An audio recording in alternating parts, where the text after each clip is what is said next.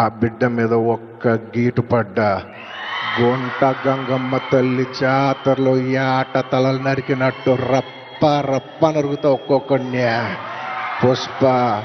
పుష్పరాజ్ అస్సలు తెగ్గేదేలే. ఒకటి పెట్టాడండి, ప్లకార్డ్ పట్టుకున్నాడు. 2029లో వైఎస్ఆర్సీపీ వచ్చిన వెంటనే గంగమ్మ తల్లి జాతరలో వేట తలలు నరికినట్టు రప్ప నరుకుతాం ఒక్కొక్కడిని. ఇది వాడు కింద జగన్మోహన్ రెడ్డి ఫోటో వేసుకొని చూడండి ఒకసారి. మీకు కాల్ పంపించమంటే పంపిస్తాను. సెన్సార్ బోర్డులో దానికి ఎందుకు పర్మిషన్ ఇవ్వాలా? డైలాగులు తీసేయండి. ఇంకా బాలకృష్ణ సినిమాలు, ఆ పవన్ కళ్యాణ్ సినిమాలు చూస్తే ఇంకా పెద్ద పెద్ద డైలాగులు కనిపిస్తాయి.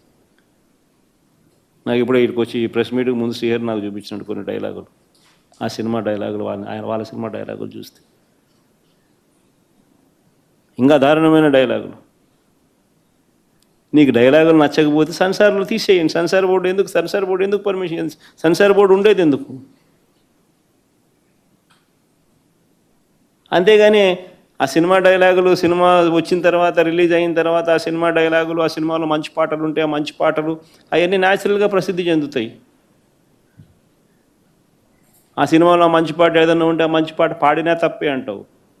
ఆ సినిమాలో ఏదైనా మంచి డైలాగులు ఏదైనా వీళ్ళకి నచ్చితే ఆ నచ్చిన డైలాగులు వీళ్ళు పోస్టర్లుగా పెట్టినా తప్పే, వీళ్ళు మాట్లాడినా తప్పే, వాళ్ళు చేసిన యాక్షన్లు వీళ్ళు చేసినా తప్పే. రోడ్ల మీదకి వచ్చి బ్యానర్లు పట్టుకొని గొంతుకులు కూసేస్తాం. సినిమాలు చెప్పడానికి చాలా బాగుంటాయి ఇవి. నేను సినిమాల నుంచి వచ్చిన వాడిని. సినిమాలు చెప్పడానికి చాలా బాగుంటాయి. నిజ జీవితంలో అవి నమ్మి మోసపోకండి. కాలు మక్కిలు ఎరకొట్టు కింద కూర్చోబెడతాం. జాగ్రత్త, పిచ్చి వేషాలు వేయకండి ఎవరు కూడా. ఇవి సరదాగా ఉండే విషయాలు కాదు ఇవి. శాంతి భద్రతలను ఏమాత్రం క్షీణిస్తే చిన్నపాటిది కూడా సహించం. మీకు బలంగా తెలియజేస్తాను ప్రజలందరికీ కూడా. పిచ్చి మాటలు మాట్లాడకండి ఎవరు. అరే చీకట్లా కన్ను కొడితే అయిపోవాలరా, నోరు తెరిచి రప్ప ఎన్నిసార్లు అంటారు?